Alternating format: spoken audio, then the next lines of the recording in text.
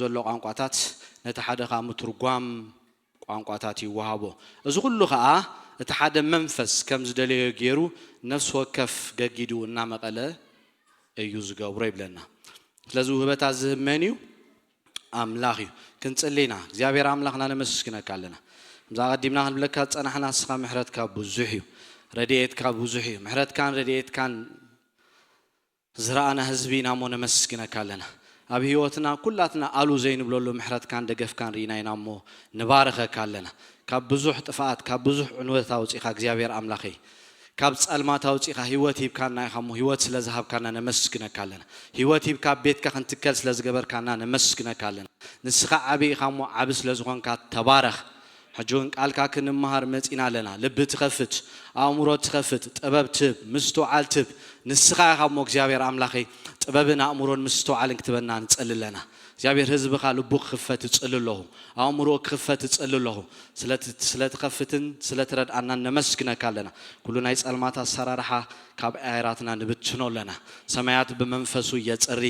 ኢዱናታ በራሪት ገበል ወጋአቶ ተባይል ተጻሒፉ ከምዘሎ ሰማያት ክጸርን ጽልለና ኢድካቱ ጋዮ ተሪፍ ዘሎ ሰዓታትና ጊዜና ስኻ ግዝአና በክርስቶስ ኢየሱስ ስም አሜን ስለዚ ጳውሎስ ንሰብ ቆሮንቶስ እንታይ ዝብሎ ዘሎ ውህበታት ዝህብ ናይ እግዚአብሔር መንፈስ ምዃኑ አቤት አምላኽ ሰብ ከገልግል እግዚአብሔር ይንሰብ እንታይ ዝቦ ጸጋ ዝቦ ኃይል ዝቦ ጸጋ ማለት ተካሪዝማ ማለት እስኻ ክትገብሮ ዘይት ክእል ሓደ ነገር ክትዓዮ ዘይት ክእል ፈጽምካ ክትገብሮ ዘይት ክእል ነገር እግዚአብሔር ኃይል ህበካ ሞነት እንታይ ትገብር ትኽእሎ ትገብር ማለት እዩ ጸጋ ማለት እዩ ነት ዘይት ክእሎ ነገር እንታይ ይገብረካ ይኽእለካ ካባኻ ይኮነን ካብ እግዚአብሔር ስለዚ እግዚአብሔር አምላኽ ንማሕበሩ እንታይ ከም ዝሃበ ውህበታት ከም ዝሃበ ይነግረና ናይሎም ማዓንታ ርእስ ትምህርትና ውህበታት መንፈስ ቅዱስ ዝብል እዩ ትምህርት ገፊሕ እዩ ግን ተሐሳብ ጥራይ ክንሕዞይና ሃውኻ ገለ ነገር እንታ ክንገብሪና ክንወስዲና ክንመሃሪና ስለዚ መጽሐፍ ቅዱስ ክነግረና ከሎ አቦ ወዲ መንፈስ ቅዱስ ንማሕበር እንታይ ከም ዝሃቡ ይነግረና ውህበታት ከም ዝሃቡ ሓደ አምላኽ በሰለስተ ስብእና ዝተገለጸይና ንምልኽ one person and three God ንብል ምሽ ሓቀይ ስለዚ ውህበታት አቦን ወልድን መንፈስ ቅዱስን እንታይ እዩ እቲ ውህበታት ከይና ክንሪኦ ከለና እግዚአብሔር አቦ ሓፈሻው ውህበታት ይብናሉ ክንሪኦናው ሕልፍ ኢልና ንምንታይ እግዚአብሔር ውህበት ይህብ አማሕበሩ ስለዚ ሓፈሻው ውህበታት እግዚአብሔር አቦ ንማሕበር እንታይ ይገብር ውህበት ይህብ ዮሐንስ መጥምቅ እንታይ ኢሉ ተዛሪቡ ሓደ ሰብ ካብ ላዕሊ እንተ ዘይተዋሂቡ ሓንቲ ክገብር አይክእልን ኢሉ እግዚአብሔር አምላኽ እንታይ ዝገብር መጀመርያ ነቶ ወንጌል ሐቅ ምስ ሰማዕናዮ ምስ በረሃልና ምስ አመንና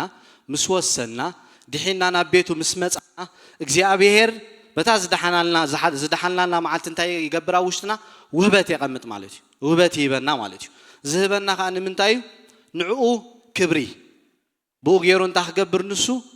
ክኸብር ለና መጽሐፍ ቅዱስ ማለት ስለዚ አቦ ሓፈሻዊ ውህበት ይብ ወዲ ንመሪሕነት ይብ ክንሪኦም ኢናቶም ኣብ ኤፌሶን ዘሎ ንማሕበር አምላኽ እንታይ ዝገብሩ ዝመርሑ ዘአልዩ ሰባት እንታይ ይገብር ውህበት ይህብ ማለት እዩ መንፈስ ቅዱስ ከዓ ክእለትን ምህናጽን ንማሕበር ማሕበር እንታይ ክትከውን ክትዓቢ ክትህነጽ ናብ ወዱ ኢየሱስ ክርስቶስ ምስል እንታይ እንዳኾነት እንዳተለወጠት እንዳዓበየት ንክርስቶስ እንዳመሰልና ክንከይድካ እግዚአብሔር አምላኽ ኣብ ነፍስ ወከፍና እንታይ ያቀሚጡሎ ውህበት አቀሚጡሎ መንፈስ ቅዱስ ከዓ ስለዚ እትናይ አቦ ውህበት ክንሪኦ ከለና ከምቲ ዝተዋህበና ጸጋ በበይኑ ዝኾነ ውህበት ጸጋ ካብ ዝህልወና ትንቢት እንተ ኮይኑ ብልክዕ እምነት ይኹን አገልግሎት እንተ ኮይኑ በአገልግሎት እንታይ ይግበር በአገልግሎትና ንጽናዕ ዝምህር እንተ ኮይኑ በመምሃሩ እንታይ ይግበር ይጽናዕ ማዓድ እንተ ኮይኑ በመምዓዱ ዝህብ ተገርዩ ይሃብ መራሕ እንተ ኮይኑ ብትግሃት ይምራሕ እቲ ዝድንግጹን እንታይ ይግበር ብለና በሓጎስ ይደንግጽ ይብለና ማለት ስለዚ ቃላት ከይና ክንሪኦ ከለና እዚአቶም ዞም ውህበታት እዚአቶም ናይ አቦ ውህበት ኢልና ኣብ መጽሐፍ ቅዱስ ንሪኦም ብኸመይ እንታይ ዝገብሮ ዝመቕልዎ ማለት እዩ ስለዚ ምንባይ ማለት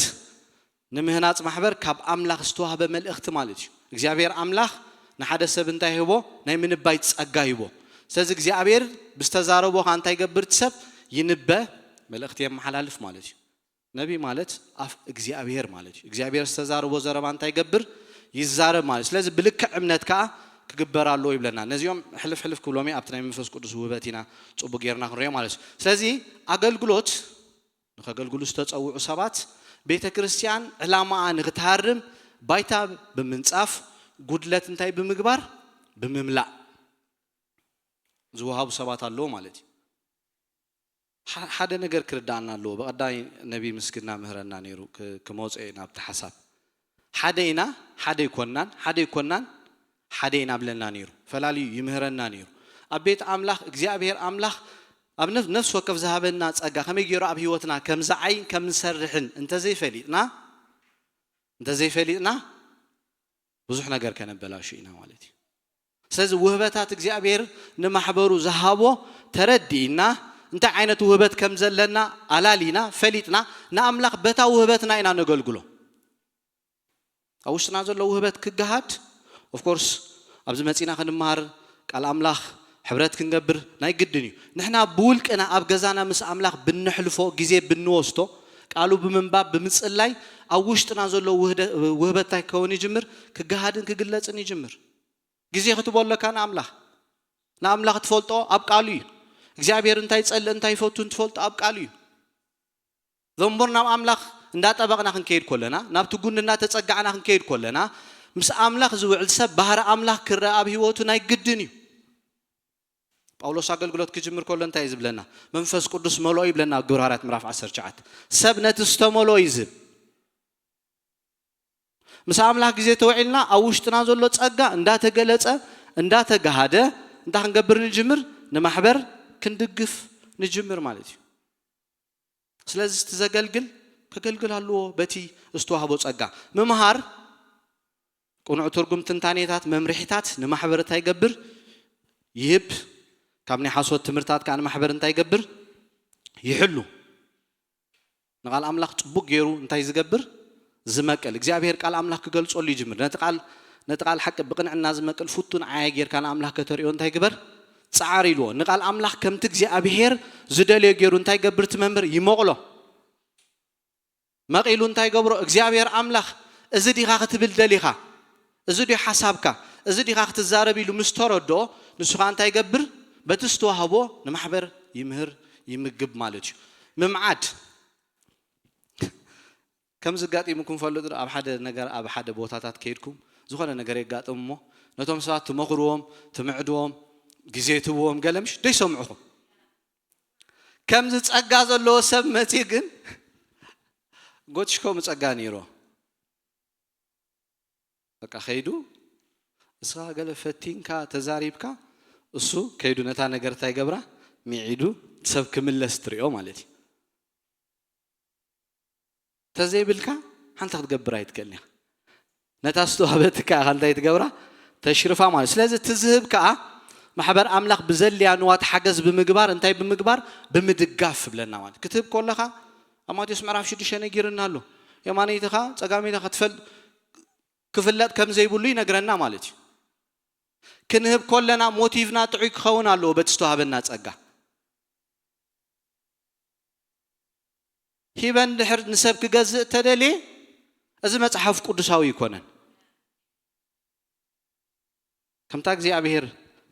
ኣብ ውሽጠይ ዘቐመጣ መሃብቶ ኮይና ተገርየ ነገራት ትገብረለኒ ደስ ይልኒ ከዓ ክገብረለኒ ማለት እዩ ስለዚ ወውህበትና ፈሊጥና ኣብ ወውህበትና እንታ ክንገብር ኣለና እግዚአብሔር ክንዓይድ ይደልየና ምምራሕ ራእይን ኣሰራርሓን መንገዲ ብምሕባር ብምንጣፍ እንታይ ይገብር ይመርሕ ማለት እዩ ምድንጋጽ ሓገዝ ንዘልዮም ኣብ ጎኑ ድኹማት ደው ይብል ማለት እዩ ገሊ ሰብ ኣሎ ድንጋጸ ዘይብሉ በቃ ካበይ ከምጽእ ተዘይተዋሂቡ ክድንግጽ ኣይክእልኒ ገሊ ሰብ ካሎ ኣብ ማእከልካ ኮይኑ ደንጋጽ ሰብ ኣሎ ደንጋጺ እግዚአብሔር እንታይ ገብረሉ ይህቦም ዓይነት ውህበት ማለት እዩ ሕጂ ሓደ ግዜ ናይ ሰባት ውህበት ከነላሉ ጽቡቕ እዩ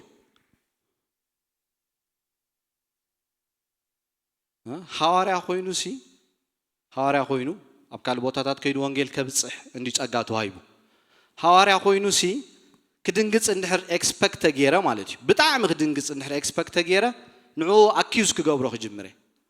ስለዚህ ኣብቲ ሰብ ዘሎ ውህበት ከነላልዮ ክንፍትን ኣለና ክንርድኦ ክንፍትን ኣለና ተዘይብሉ ሓንቲ ክገብረካ ይክእልኒ ሰብ ተዘይተዋሂቦ ካብ ላዕሊ ሓንቲ ክገብር ኣይክእልኒ that's why ነፍስ ወከፍና ጸጋ ናይ ሰባት እንዳራና በታ ጸጉ ክሕግዘና ንሕና በታ ጸጋና ክንሕግዞ ክንሓስብ ዘለና ማለት ከምኡ ተኮይኒዩ እታ ኣካል እንዳዓበ ኢዳ ኣምላኽ እንዳተጋህደት ትመጽእ ማለት እዩ ስለዚ ናይ ወድውን ኣብ ኤፌሶን 4 ኣለና ውበት ወድውን ተሪና ሐዋርያት ይብሎ በቀጥታ ንጎይታ ዝራእዩ ካብ ጎይታ መልእኽቲ ተቀቢሎም ኣብ ካልእ ቦታ ኸይዶም እንታይ ዝገብሩ ማሕበር ተኺሎም ናብ ማሕበር ካ እንታይ ዝገብሩ እቲ ዝገበርዎ ኩሉ እግዚአብሔር ቦኦም ዝገበሮ ዕዮ ንማሕበር እንታይ ይገብሩ ይሕብሩ ማለት እዩ ከም ዝብለና መጽሓፍ ቅዱስ በዓል ጳውሎስ ኣብ ዝሕጅ ቱርኪ ንብሎ ዘለና ልስጥራ ደርብ የምስከዱ ቀዳይ ምሰናው ጉዕዞ ኩሉ ነገር ገይሮም እግዚአብሔር አምላኽ በዓል ጳውሎስ ኢድ ብዙሕ ትምህርትን ተኣምራትን ገይሩ ብዙሕ ዕዮ ዓዮም ምስተመለሱ ነታ ማሕበርዮም ሪፖርት ይቦማ ኣነ ገርመን ነይሩ ነቢ ምስግና እንዳማሃርስ ኣነ ሆሜ ንዝሓለፈ ሰንበት ተዳልየ ነይረ ማለት ብጣዕሚ ኢና ክንጥንቀቕ ዘለና ቤት እግዚአብሔር ነታ ዝሃበካ ይዝሓተካ ነታ ሱ ዝሃበካ ኢኻ ንዓኢኻ ክትዕብያ ክትፅዕር ዘለካ ንዓኢኻ ህይወትካ ክትህብ ዘለካ ነታ ጸጋኻ እንተ ፈሊጥካ መጽሓፍት እንዳንበብካ ቃል ኣምላኽ እንዳንበብካ ንዓኢኻ ቢል ከተዕብዮ ዘለካ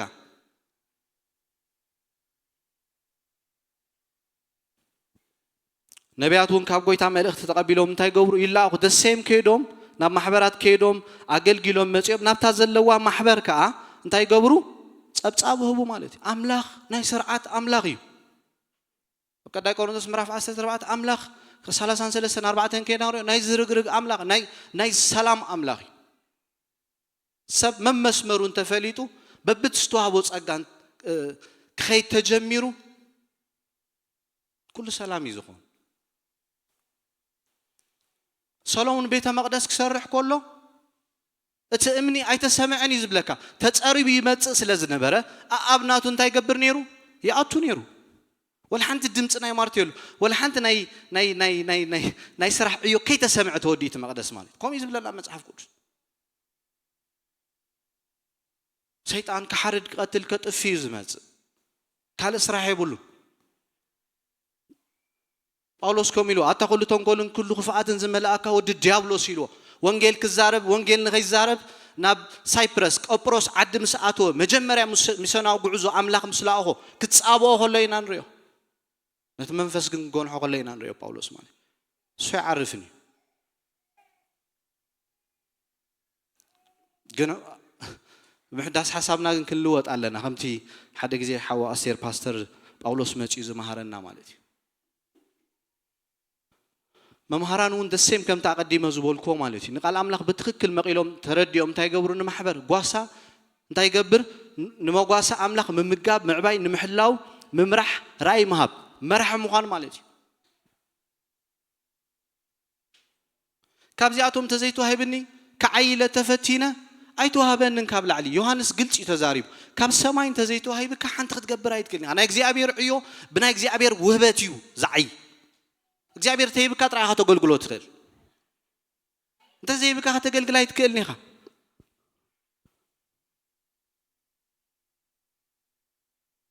እንተ ዘይብካ ከተገልግል ትኽእል ኢኻ ፍቃዱ ከተተግብር ትኽእል ኢኻ ኣብ መንገዲ እንዳኸድካ በሓይሉ በሓሳቡ ብራእይ እንዳተዛረበካ እንታ ክገብር ይጅምር ከሰኔካ ይጅምር ማለት እንተ ዘይፀዊዕካ ከሰኔካ ይክእል እንተ ዘይሂብካ አምባሳደር ንብላ ሳያ ጳውሎስ ወኪል ብለና ምሽ ሓቀይ ቢድ ጳውሎስ ብዙሕ ዝዓይነቱ ትምህርትን ተኣምራትን ገይሩ ብለና ኣብ ግብረ ሐዋርያት ከና ክንሪኦ ከለና ማለት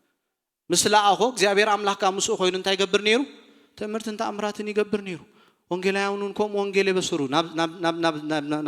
ናብ ዘይደሓኑ ሰባት እንዳኸዱ ማለት እዩ ስለዚ ዕላማው ንምንታይ ዝበና ኣምላኽ ናብ ሕብረት እምነት ክንመጽእ ናብ ዩኒቲ እግዚአብሔር ውህበታት ዝሃበ ኣብ ማሕበሩ ናብ ዕብየት ክንመጽእ ናብ ሓድነት ክንመጽእ ሓንቲ ነፍሲ ሓንቲ ልቢ ንሰ ፊልጵ ይኹም ኢሎም ኣሎ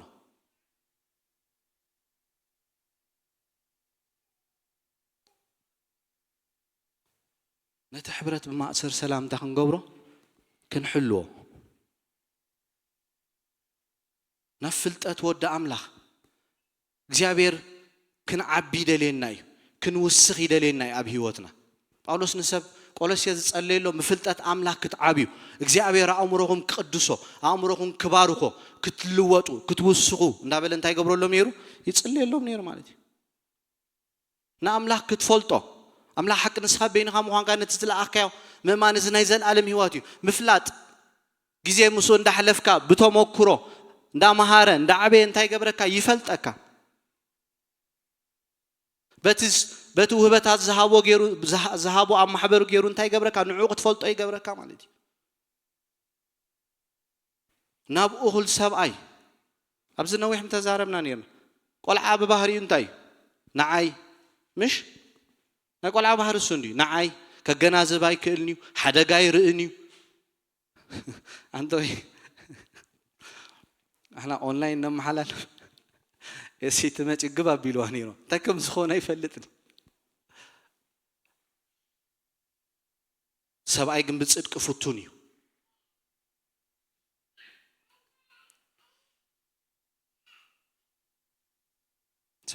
ሰብኣይ ግን ነገራት ብትክክል ክገብር ይጅምር ያዓቢ ይበስል ማለት ናኮም ንኽን ከይዲ ተዕላማ ናብ ምልአት ክርስቶስ ንምስሊ ወዲ ኢየሱስ ክርስቶስ እንዳመሰልና ናብ ንግብረ አገልግሎት ንምህናት ስጋ ክርስቶስ ሙሉአት ምእንቲ ክንከውን ኢሉ ዞም ውህበታት እዚኦም ሂቡ ማለት እዩ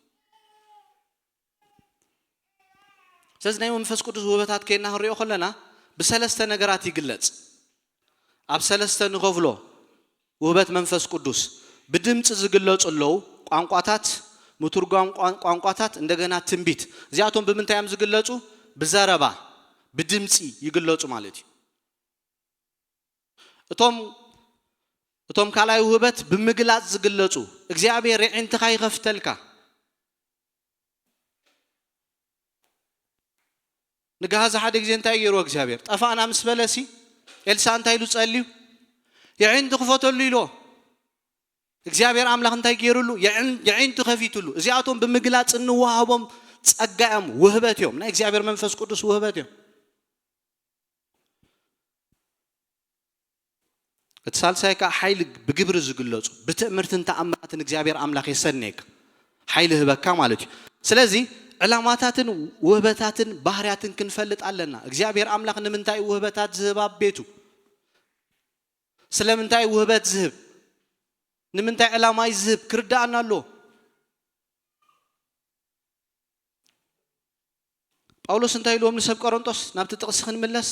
ብዘይ ፍልጠት ክትኮኑ አይደልን ኢሉዎም ሰብ ቆሮንጦስ ኣብ ማእከሎም እንታይ ነይሩ ምፍልላይ ነይሩ ምንዝር ነይሩ ንጣዖት ዝተሓርደ ምብላዕ ነይሩ ትንሳኤ ሙታን የለን ናብ ምባል ከይዶም ኣብ ማእከሎም ማዕለያ ዘይብሉ ነገራት እዩ ነይሩ አክቹዋሊ ጳውሎስ ነዞም ማሕበር እዚኦም ከባቢ 4 ደብዳቤ ይጽሕፍሎም ከምዞም ማሕበር ገይሮም ንጳውሎስ ዘድከምዎ ማሕበር የለውን ስለዚህ እንታይ ዝብሎም ዘሎ ሕዋቴ ብዘይ ፍልጠት ኣይትኹኑ ገሊኣቶም ነቲ መንፈሳዊ ውህበታት አላልዮሞ ብፍልጠት ማላሉስ ነይሮም ኣብቲ ማሕበር ገሊኣቶም ከዓ ነቲ መንፈሳዊ ውህበት ኣይፈለጥዎን ነይሮም ኣሰራርሑ ይተረድኦምን ስለዚህ ተረድኦም ከዓ ብዙሕ ነገር ይባላሽው ነይሮም ኣብቲ ማሕበር that's why ብዘይ ፍልጠት ኣይትኹኑ ሓደ ናይ ሊደርሺፕ መጽሓፍ ጸሓፊ እንታይ ኢሉ ገሊጾ ግዳ ኣእምሮ ኢሉ ፈልይዎ ኣምላኽ ነቲ ሳይኪ ንኣእምሮ ብዘይ ፍልጠት ኣእምሮና ክዓቢ ክልወጥ ይደልዩ እኪብ ክንከውን ይደልየናይ ንሓደ መንፈስ ኣምላኽ ዝተመልአ ንቓል ኣምላኽ ብትክክል ዝርድኦ ብፍልጠት ጽቡቕ ጌርና ኣምላኽ ዝፈልጥ መጺኻ ደሲቭ ክትገብሮ ከተታልሎ ይትክእልኒ ነውነ ጆክ ድፋልካ ይክእልኒ ስለዚህ ብፍልጠት ብዘይ ፍልጠት አይደልን ይሉ ፍልልያትን ውህበታትን ክንፈልጥ አለና እንታይ ውህበታት ዝህብ አምላኽ እንታይ ፍልልያቶም እንታይ ዕዮም እንታይ ስርሖም ክርዳአና ኣሎ አሰራራሓ ውህበታት ተዘይፈሊጥና ሲምፕል ህንጻ ክህነጽ ከሎሲ ክንሞፀይና ኣብ ሓደ ስጋ ብዙሕ አካላት ኣሎ እናበል መጽሓፍ ቅዱስ ይነግረና ህንጻ ክህነጽ ከሎሲ ድራብሊኮ ናብ ናይ ኤሌክትሪክ ተዝምለስ ናይ ኤሌክትሪክ ናብ አርኪቴክቸር ምሽ እትገዛም ተሰርሐ ኩላቶም ነናቶም ውህበት ክእለት ስኪል ሒዞም እዮም ዝመጹ ነናቶም ካየበርክቱ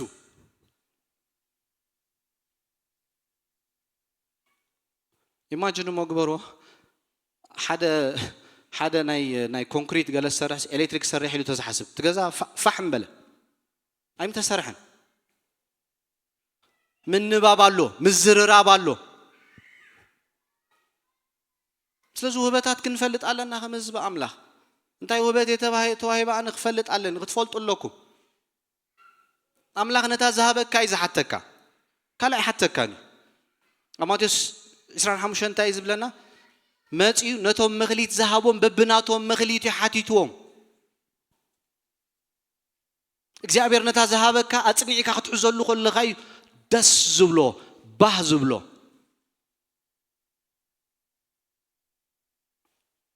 እንደገና አብ ሰማይካ አኽሊል የዳልወልካ በትስተዋሃብካ ስለስ ዘገልገልካን ዘዓይኻን ማለት እዩ ዕላማታት ውህበት ክንፈልጦለና ባህሪያቱ ውህበታት ክንፈልጥ አለና እንታይ ምስ ምንታይ ዝኸይድ ክንሪኢናቱ ውህበታት አክቹዋሊ አነ ሊሚት ምዃነይ ድሩት ምዃነይ ተፈሊጠ ምስ ካልእ ሰብ ተሰማሚዐ ከዓይ ከም ዝኽእል ዝርዳእኒ ኩሉ ክገብር ክእል የለ ተሓሲበ ናይ ካልእ ነገር ክቅበል ኣይክእልኒ ማለት እዩ ስለዚህ ሓድነትን ፍልሊን ውህበታት እንታይ ብዝለዎም ዘሎ ጳውሎስ ቀደም ንመን ይኹም ተምልኹ ነርኩም ንጣዖት ኩሉ ብዘይ ፍልጠት ይኹም ትገብርዎ ነርኩም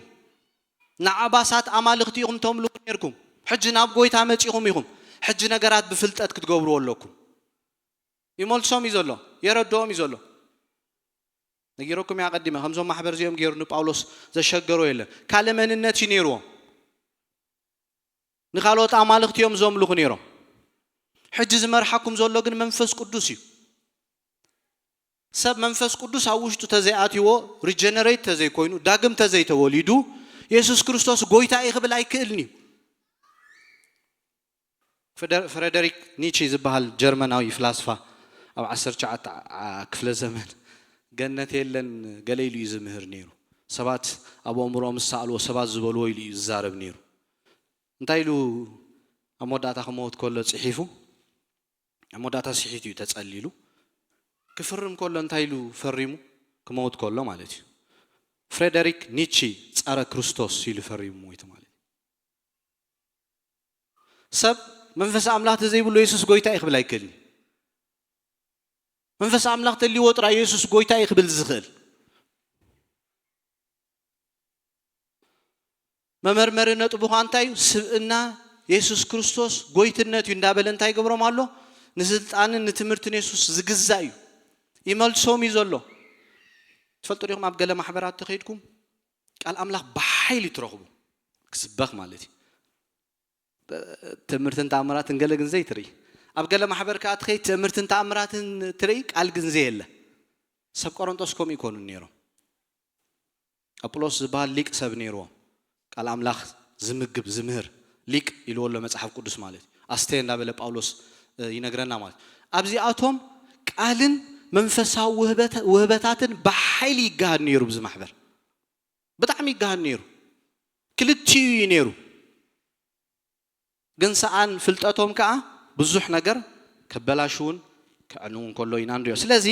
ምስ ሓድነት ስላሴ ዝተተሓዘ እዩ ኣብ ጥቕስ 4 እንታይ ኢልና እምበኣርሲ ሳዕ ጥቕስ 3 ኢና ክንሪኦ ፀኒሕና እምበኣር ውህበት በበይኑ እዩ መንፈስ ግን ሓደ ንሱ እዩ ኣገልግሎት በይኑ እዩ ጎይታ ግን ሓደ ንሱ እዩ ግብረ ሓይሊ ድማ በበይኑ እዩ እቲ ኣብ ኩላቶም ኩሉ ዝገብር ኣምላኽ ግና ሓደ ንሱ እዩ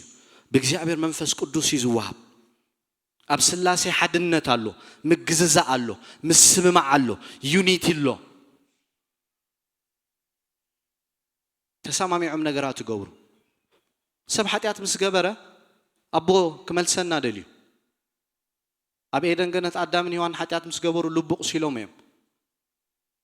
ኃጢአት ገይሮም እዮም ቅዱስ ስለዝኾነ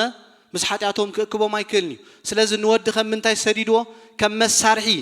ንዓይን ንዓኹም ምስኡ ከተዓርቀና ከም ኢንስትሩመንት ገይሩ ሰዲድዎ ወዲ ዕዳና ምስ ከፈለ ምስ ዓረገ ምንጻ ኃጢአት ገይሩ ኣብ የማን አምላኽ ምስ ተቀመጠ ንመንፈስ አምላኽ ካልኢኹ ስለዚህ ኣብ ናይ ሰለስቲኦም ሓድነት ኢና ንርኢ ብፍልጠት በቦታና ክንሕዘሉ ይደሊ ንኣገልግሎት እግዚአብሔር ወልድ ንስጉን እዩ ትዝዋሃብ ውበት ብሓይሊ ኣብ ትሕቲ እግዚአብሔር ኣቦይ ታውተሪቲ ኣብ ኣቦሎ ዲያኮ ኢኳል ማዕረ ስልጣን ኣሎ ማዕረ ሓይል ኣሎ ማዕረ መንነት ኣለዎም ማለት እዩ ስለዚህ ኣብ ተጥቅሲ 7 እንታይ ብለና ግና ከነፍስ ወከፍ ምግላጽ መንፈስ ንጠቅም እንታይ ገብሮይ ይዋሃቦይ ተጥቅሲ ይሕጽር የሎ ቃል ጥበብ ቃል ፍልጠት እምነት ቆራ ተጥቅሲ ሕጽር ኣቢል የሎ ምፍዋስ ግብረ ኃይል ትንቢት ዝኸንብቦ ጸናሕኩ ምልላይ እንዳበለ ሓድነት ኣብ ትውህበት እንታይ ኣሎ ሓድነት ኣሎ ነንሕድሕዱ ዝደጋገፍ ዝገጣጠም ቃል ጥበብ ተዋሂብካ ቃል ፍልጠት ዘለኒ ኢልካ ከተገልግል ተፈቲንካ ዓብ ዲስትራክሽን መጽ ኢሎ ማለት እዩ መጀመርያ ስኻ ክትከስር ኢኻ እቶም መታዓይትኻ ክትከስር ኢኻ ማለት እዩ ስለዚህ ነፍስ ወከፍ ውበት ምንጩ ካመን እዩ ካብ ኣቦ ኢልና ዕላምኡ ንምንታይ እዩ ነንሕድሕዱ ሓድነት ኣሎ ተዘይጋጋ ኣምላኽ እዩ ንማሕበሩ ውህበት ሂቡ ነቲ ዘይጋጋ ኣምላኽ ክንሰምዖ ኢኻ ትሰናይ ኣምላኽ ሓቂ ብምግላጽ መንፈስ ቅዱስ ይወሃብ ንጠቕሚ ንምህናጽ ማሕበር ይወሃብ ነፍስ ወከፍ ሰብካ እንታይ ገብሮ ውህበት ይወሃቦ ብድሌት መንፈስ ቅዱስ ካይ ዝወሃብ ገለገለ ሰባት አሉ ኣብ ህይወተይ ዝራእኹም ዝግረም ማለት እዩ እግዚአብሔር ከይበሎም ሲንበይ ከይበለካ ኢልካ ከማን ሽግር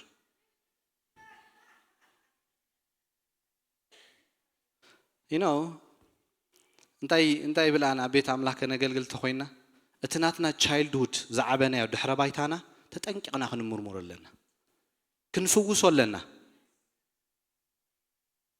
አቴንሽን ከምዚ በቃ ሰብ ክግደሰልና ገለ ብሆም ዓይነታት ተዓባቢያ ተሃሲና ተዓቢና በታ ነገርትያ ሰይጣን ኣብ ህይወትና ብዙሕ ነገር ከዓይ ክጅምር ድሕረ ባይታና ኮፊልና ሪሰርች ንግበሮ ንርአዮ ብኸመያ ተዓባየ እንታይ ኣብ ምንታይ ኤርያ ውንድ ቆሲለ ኣብ ምንታይ ኤርያ ተሃሴ ኣብ ምንታይ ኤርያ ንርአዮ ኮፊልና ንጽሓፎ እንዳጸለና ኻ እግዚአብሔር ክፍውሶ ናው ንቅረብ እንዳጾምና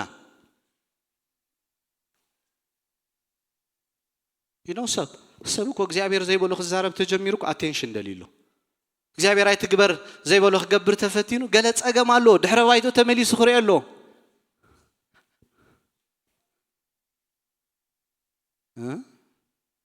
በጣም ጥንቃቄ ይድሊ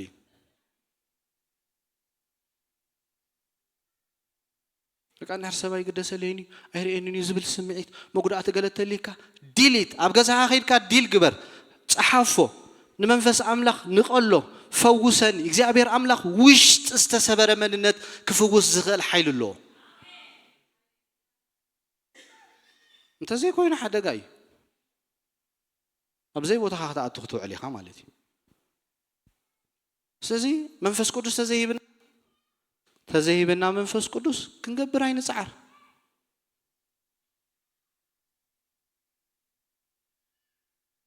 ትንቢት ተዘይብኒ ተተነብየ ሽግር እዩ መጀመርያ ስኹም ኢኹም ትጅምሩኒ ታይ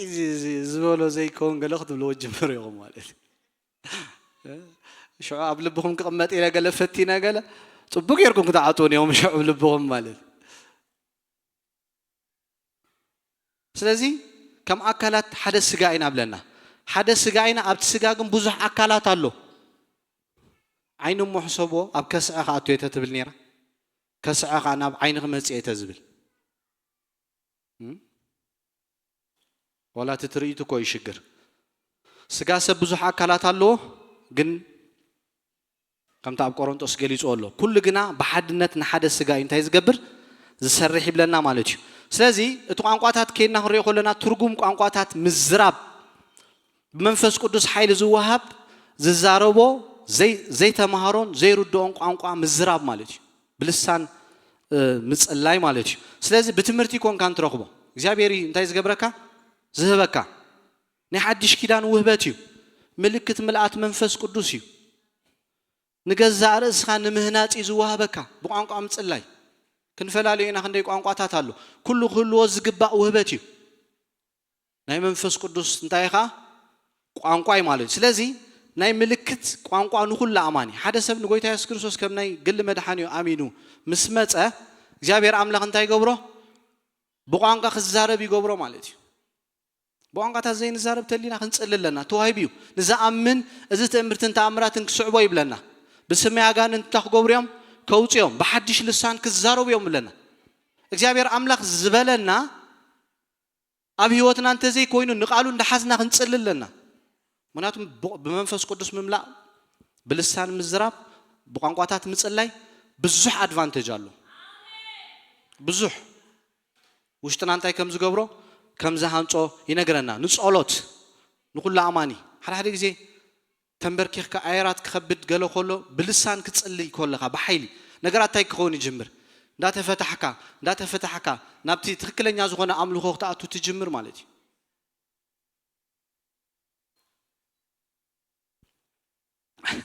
ሓደ ዳታ ኢሉ ኢሎሞስ ኣብቲ ዝርእይዎም ኣመንቲ ብልሳን ክጽልዩ ገለመለ ሕጂ ምስተኻላዩ ካብ ምንታይ ኮይኖም እዮም ዘዕልሉ ኣባር ኮይኖም እዮም ዘዕልሉ ይሰትዮም ዘሎ ሰኽራማት እዮም ክልቲኦም ሕጂ ሓደ ታይሉ ዛረቦ እዞም ኣብዚ እዚ ብቲቪ እዞም ጆቫዲና ዝብሎም ረዮ ዛረብዎ ዘለዉ ሲ እንታይ እዩ እዚ እኮ ካብ ሰይጣን እዩ ካብ ኣጋንንት ኢሉ ተዛሪቦ ማለት እዩ ነቲ ሓደ ዓርኩ ማለት እዩ ተሓደ ዓርኩ ተቀበል ኣቢል ካብ ኣጋንንት ተስኮ እንዳስኻ ተዛረብካ ነርካ ኢሉ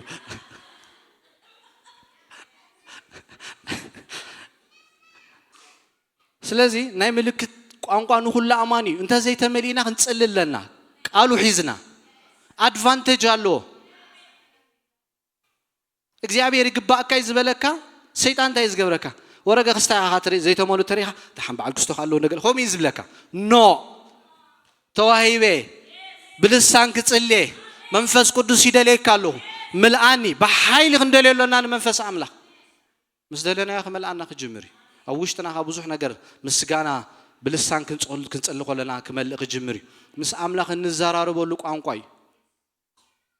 ንኹሉ አማኒ ኢኻ ተዋሂቡ እዚ ዘይብልኩም ጽልይለኩም ክንጽልይናኻ እግዚአብሔር ብኩሉ ነገር ክረድእ ናይ ውህበት ቋንቋ ንምህናጽ ማሕበር እንታይ ይኸውን ይወሃብ እዚ ጊፍት እዩ ሓደ ሰብ እንታይ ይወሃቦ ልሳን ክጽልይ ሰምዖሞ ዝትርጉም አካል ኣሎ ከምዚ ይብላሎ ኢሉ ይነግረካ ማለት እዩ ተሓደ ንኹሉ አማኒ ዝወሃብ እዚ ግን ከም ውህበት እዩ እንተ ዘይተዋሂብካ ይብላሎ ክትብላይ ትክእልኒ ኢኻ ሓደ ጊዜ ብዝ እንዳጸለና ሓንቲ ሓፍትኾም ውህበት ነይሮ ብልሳን ሰብ እንዳጸለየ ከምዚ ይብላሎ እንዳበለት እንታይ ትገብር ትትርጉም አምላኽ ይገሊጽላ ኣናይን ሰምዖኒና ብቋንቋና ጌራ ብትግርኛ ግን እንታይ ትገብረና ትነግረና ማለት እዩ ስለዚ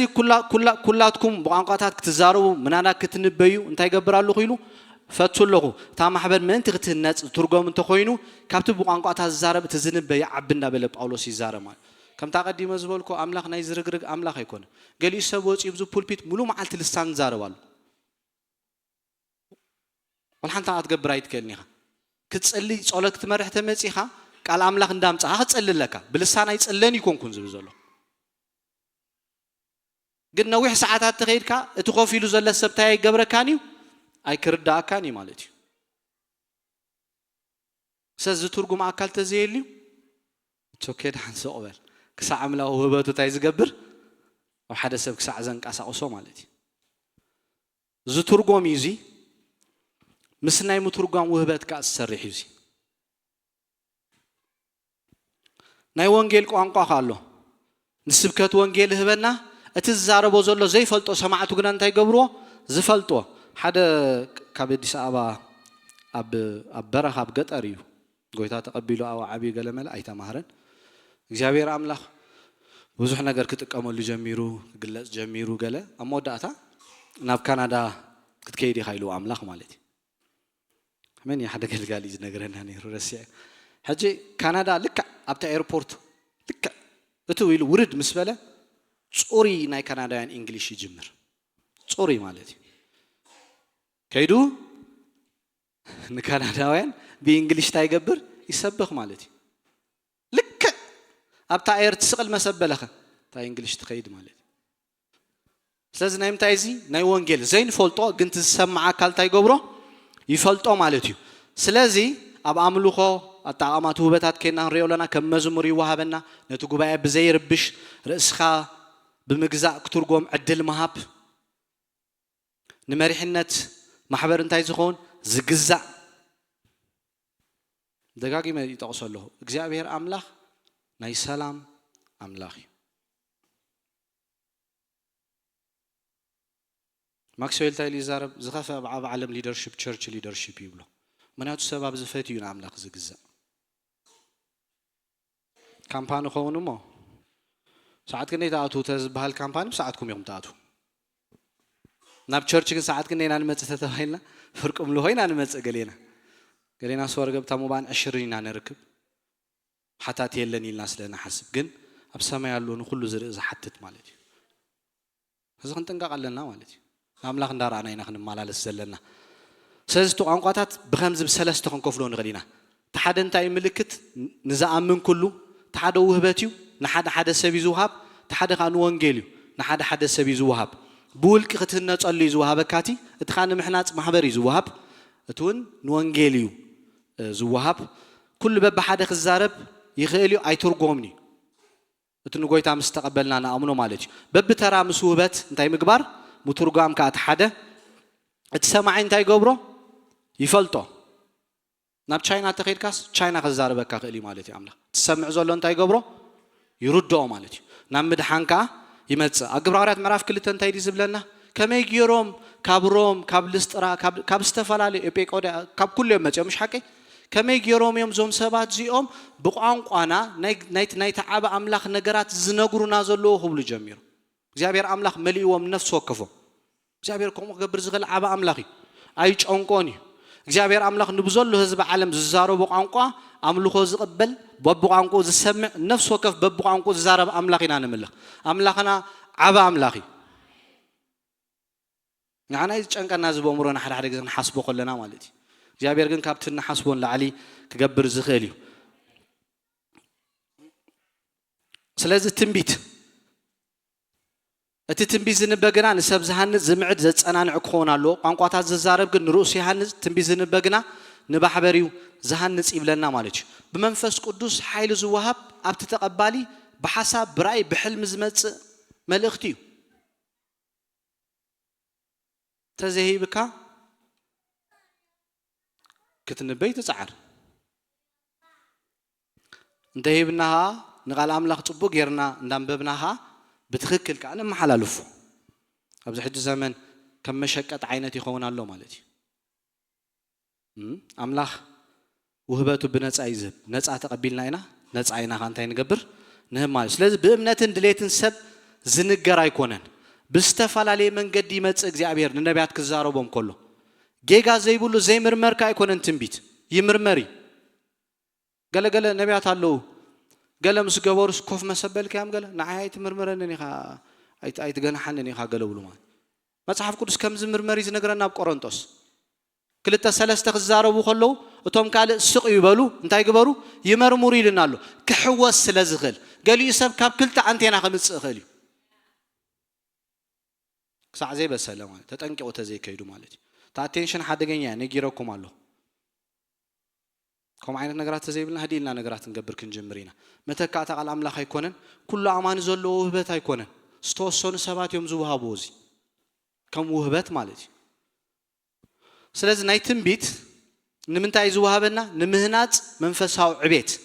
عندنا نمقرام نبي خوينو حتيات زي قوم نهزب أملاك ناب قدسنا زي ملس ناب صدق زي مرح تخوينو ملكت حطو خاطلو مناتو تتصقانا كوم يزوستك نبعل إرمياس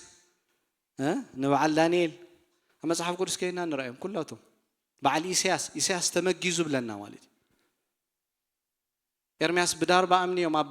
بأمني يوم كاتيلهم أب جبس أوسيدهم والد سلزي نزب أملاخنا من تايز ملسالو ناب قدسنا نمتصننا نزدخما أم مكرا فتنا نزولو انتاي قبرو ليفت أبي قبرو زدخما ماتيو انتاي قبرو تصقا زلو سب يتنسو أخاب زلو كم عينت ጸጋ ዘሎም አጋጥዮም ክፈልጥዮም አብይወትኩም ርግጸኛ መጽኦም እንታይ ገብሩኻ ካብ ዘለኻዮ የውጹኻ ማለት እዩ አምላኽ ይዛረቡኻ ከነዓኻ ማለት እዩ ስለዚህ ነቢያት ኦኬ ዝዳሓንቲ ሐሳብ ክስተኽገብሩ አጣማ ውህበት ትንቢት መንፈስ እንታይ አይተግበሩ አይተጥፉ ትንቢት አይተናቁን ሁሉ ተዓዘቦ ነትሰናይ ካሓዝዎ አብ ገለገለ ካንታይ ንጋገይና አብ ዝተፋላለየ ዓደታት ነቢያት ነቲ ዘሎ እምነት የበላሽዎ ስለዘለው ብብልሽውና ይሕቶት ስለዘለው ብዙሕ ዘይጽቡቕ ነገራት ስለንርኢ ዘለና ንሁሉ ነቲ ናይ ነቢ ነገር ካብ ብሎክ ንገብሮ አለው ሕጁን እግዚአብሔር ግን በነቢ ዋላ በሰዓት በነቢያቱ ገር እንታይ ይገብሪ ይዛረብ ምምማይ ግናትና ሓላፍነት እዩ ገለገለ ሰብ አለው ዘይኮን ናይ ሓሶት ነቢ ወይ ገለ ምስረኸቦ ይጉዳእ እሞ ኮምፕሊትሊ ማዕጾ ያዓጹ كم يكونن قل مصحف قدس زمرنا تنبيت كن عقيبلنا كنصبل لنا كنعزبول لنا مالتي ስለዚህ ብንጹር ካብ አምላክ ተሰምዕ እንታይ ግበር ናይ ነቢ ጸጋ ዘለካ ተጸብ መልእኽት ከተማ ሓላልፍ ኮለኻ ንአምላኽ ተጸበዮ አይትታወኽ ኮም ተኾይኑ መራሕት ቤተ ክርስቲያን ክሳዕ ዝርእዎ ክሳዕ ዝምርምርዎ ግዜ ሃብ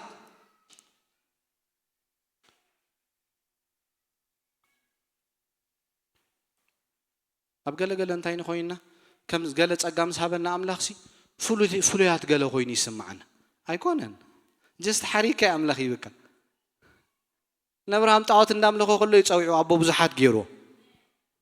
ዘዓብ ነገር ይብልካን ነቲ ዝተዋሃበካ ጸጋ ሒዝካ ምስ ሕዋትካ እናተሰማዕኻ ኸታዓይ ዘለካ ስለዚህ ብንጹር ድምጽኻ ሰብ ብዝርድኦ ቋንቋ ተዛረብ ገለገለ ሰብ ትንቢት ምስ ጀመረ ድምጹ ቶኑ ይዝቅየር ካልእ ክኾነካ ይጅምር ማለት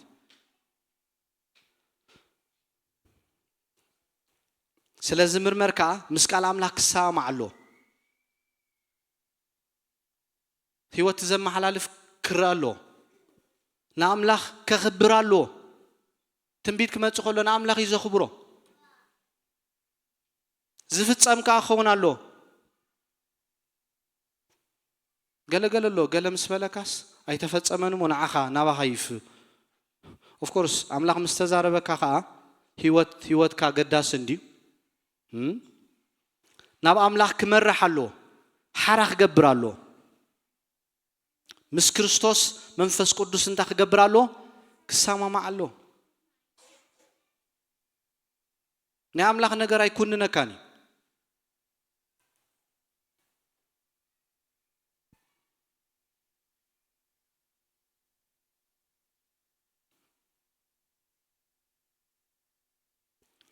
ቃል ፍልጠት ነታ ሓደ ቃል ፍልጠት በታ ሓደ መንፈስ ይዋበቱ ሐሳብ ርእይ ከነም ብሎይና ስለዚህ ቃል ፍልጠት ማለት ሕሉፍ ህሉ ዝዛረብ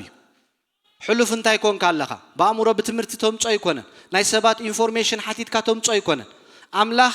ንሓደ ሰብ ምስራኣኻዮ ሕሉፍ ሕጅን እንታይ ኮይኑ ለኸረዳእካ ይኽእል እዩ ኣብዚ አይ ግን ደው ዝብል ቃል ፍልጠት ተይብካ አምላኽ ማለት እንታይ ክትገብር ከም ዘለካ ብድሕሩ ካልእ ጸጋ ይድሊ ኣብቲ ማሕበር ማለት ገለገለ ሰብ ምሽ ከምኡ ገብሩ ሕሉፍን ሕጅን ነጊሮም ስደው ብለኻ ደው ብሉማ ናበይ ከም ትኸይ ዘይነግሩኻ ማለት እሳያታው ህበቶም ስለዚህ ትርጉም ቃል ፍልጠት ሕሉፍን ሕጅ ዘሎ ኩነታትን ይነግረና ሓበሬታ ብምእካብ ኣይኮንካ ናይ ሰብ ትዛረብ መንፈስ ቅዱስ ብዝህበካ ምግላጽ ኢኻ እንታይ ትገብሮ ክትዛረብ ትጅምር ማለት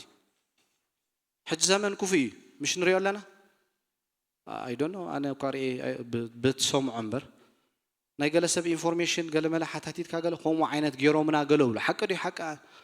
كسع زيرة أخي زيرة مسس كيام الزراب يحتى كاس لزخنا مالتي جنكم تسمعها نايجابير نقر بinformation أيكونه أكيد كايكون كان تجبره مالتي بزعبة حلف هلون زقلت انتايو وهباتي زو هباتي أسرار حون نمنتاي أملاخ زبك الفلتات أملاخ كل خمس فلت حلوفن حجن زلخا يخونتات كغلصو كغلصولو كفلطو يغيل يسو مالتي نخلي يفلط مالتي اب حاتيات تليخا يفلطو كملسكا خايدلي እግዚአብሔር አውድ ቀተልኻ ከውጻካ ይኮነን ዝደል እንታይ ዝደሊ ነጊሩ ክመልሰካ ይዝደሊ ስለዚህ ዳዊት ኃጢአት ምስ ገበረ ናታን እንታይ ተዋሂቦ ቃል ፍልጠት ተዋሂቦ ተሳምራይት ሰበይት በቃል ፍልጠት ይተዛሪብዋ ዝነበረ ኩነታታ ኣብ ገዛ አትገብሮ ክንደይ ሰብኡት ከም ዝነበርዋ بوغيرو غويتا انت خبره كله كገልጽ الله كله ينانريو حنانيان سبيران اب غزوم كيدوم مريتوم شيطوم مسمصو املاك نبيتروس قال فلطت يبو كمي شيطان مليون لبهم يلوم ناتكم دي نبرن املاك كله زرا املاك يحواتي تتحوانا خب سبينا نحبا كم املاك غنا نحباني نمرحيت مغبا داويت مدلاو درار غويتا بيتروس ناب قرنليوس كخيد كله خገልጾሉ كله قال فلطت يبو مالتي አዱግ ሳኦል ከጠፋ ኮሎ ሳሙኤል ንሳኦል ዝገለጾሉ በቃል ፍልጠት ገይሩ ይገልጽሉ ንፈውሲ መጪ ወደኻ ሓዊሎ ኢሎ ሕሉፍ አብ ደሰም ቃል ማለት ስለዚህ በምንታይ መጽ ብራኢ መንፈስ ቅዱስ በዝህበካ ብርሃን ምስ ውህበት ፈውስ ትንቢት ቃል ጥበብ ይዓይ ረዮም አጂ ነንሕደና በቦታና ፈሊጥና እንተዚ ዓይና ቃል ፍልጠት ዘለዎ ሰብ ቃል ጥበብ ዘለዎ ሰብ አብጥቆ ተዘይሉ ሓንቲ ክገብር አይክል ምናቱ ቃል ፍልጠት ሕሉፍን ሕጅን ይገልጸልካ ቃል ጥበብ ግን እንታይ ክትገብር ከም ዘለካ ሶሉሽን የምጻልካ መፍትሄ የካ ትዘርአየካ ማለት እዩ ስለዚህ ምስ ውህበት ፈውስ ትንቢት ቃል ጥበብ ይዓይ ቀጽልካ እንታይ ክትገብር ከም ዘለካ መሪሕነት ተሓታለካ ማለት እዩ ኩሉ ምፍላጥ ከም ዘይኮነ ምርዳ ሓደ ጊዜ እግዚአብሔር ጸጋተ ይብና ገለ كله خم نفلت قلينا أكتر خنجب كم يكونن مصحف قدس كم ليميتينا نفلت علينا بوتانا خنفلت علينا من النتنا خنفلت علينا أملاك بوتو خنفل درجة أملاك خنفلت علينا كردانا له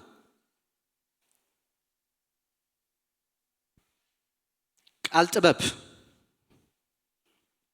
نحدت باب بمنفس قدس يوابو كنا نريو خلنا بمنفس قدس مقلات بزعبات تفعل قدايات سبات هاجر ናይ መጻ ሐሳባና ካይዳን መንገዱን ከፍልጥ ኮሎ ማለት እግዚአብሔር ናይ ቀረባ ዝኸውን አብ ቀረባ ዝፍጸም ነገራት እግዚአብሔር ጥበብህ በካ ቃል ጥበብህ በካ ማለት በትምህርት ካብ ሰባት ተማሃሮ ይኮነን ረግሞና እግዚአብሔር ነገር ቤት ትምህርት ኸይድካ ደሊኻ ተምጾ ይኮነን እግዚአብሔር ባዕሉ ይዝበካ ከም ዝሃበካ መስፈለጥካ ግን ነትጸጋ እንታይ ምግባር ምዕባይ ናትና حلافنتي سلازي طبب كينا نريو خلنا ثلاثه عينه طبب አለው ናይ ሰብ ጥበብ አለው ናይ ያጋንንት ጥበብ አለው ሰማያዊ ጥበብ አለው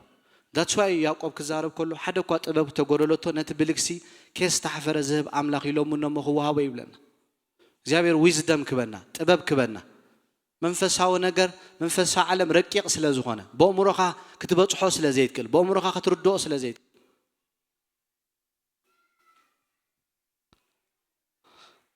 علامة قال طبب نزمت فرد نمتنقع انتي كتقبر كم زقباءك محبار نابي عن فتخير كم زقباءك مرأين ممرحن أقل قلت تختفلو خلقك زيابير طبب بكا يعني انت غاي خفتلك أقبرارات مراف 10 سنة تايزب لنا اندات سأل يقولو صوم صلاتون حيزوم زيابير أملاخ انتي يجيرو لهم قالي صلهم نباولوس نبارناباس انك أملاخ بمنفسو جيرو انتي يقبرو ليلوم فلوي لي إلوما سلازا أتقام قال طبب كم حساب قال سمعت رأي حلمي ويون تذكره يجلس ماله مس كالو توبات حجازو خوينا عي مس فوسي من نقاف قال فلتات قال تنبيت ناي نوح جزء مسألة من الباي يكون قال طبب كبكا خلو እግዚአብሔር نشعي نحصير جزء مالتي اتابي في سونزلو ناي نبيነት ጸጋ ኦፊስ ይሱ بزعባ ሀገር بزعባ ዓለም بزعባ ቤተ ክርስቲያን ዝንበ ማለት ስለዚህ አብነታት ከና ኸሪ ይቆለና ዮሴፍ አምላክ ጥበብ ሂቦ ንግብጽ ካብ ጥሜት አናጊፎ አደ ሲምሶን ጥበብ ተዋሂባ ሳሙኤል ቆቦ ኸሎ ኤልሳ ቀባ ኸሎ ተነዱ ክመጻ ኸሎ ጳውሎስን ባርናባስን ከም ተዓንቶ ይዝበልኮ ማለት አብነታት ከና ኸሪ ይቆለና አብቃል አምላክ ማለት ስለዚህ ፍልሊ أب سلست يوم زيارة تخال تمرت أب كال جزء قصلة فللي تنبيت انترينا زهانت زمعت زت أناني قال فلتات حلوفن هلون مقلاتي قال تبب أبحث يرمز عن زفت أو مناجرات الجباب مقلاتي سلز قال فلتات زلوسب ቃል ፍልጠት ዘለዎ ቃል ጥበብ ዘለዎ ሰብ የድልዮ ብጥቆ ማለት እዩ ዳቻይናታ አካላት ዝብሎ ዝነበርኩ አንቶይ ሸይል ይኮነን አካላት ይኹም ይልና ነፍስ ወከፍና በብትስተዋህበና ውህበት ከነዓይ ከነለል ተጀሚርና ኢና ንርእስና ተጠቀምት ኮይና ንማሕበር ክንጠቀም ንኽእል ማለት እዩ ስለዚህ ቃል ፍልጠት ሕሉፍ ይዛረብ ትንቢት ሕጂ ይዛረብ ቃል ጥበብ ካንታ ይገብር ዝመጽ ይዛረብ ማለት እዩ ስለዚህ ትምልላይ መናፍስት እምነት ውህበት ፈውሲ ግብረ ኃይል ዝብል ካልእ ግዜ ክርዮና ምስቲ ግዜ ስለዘኸደኒ ክንጽልይና ካልኣይ ግዜ ናይ ስብከተይ ግዜ ክንርዮ ኢና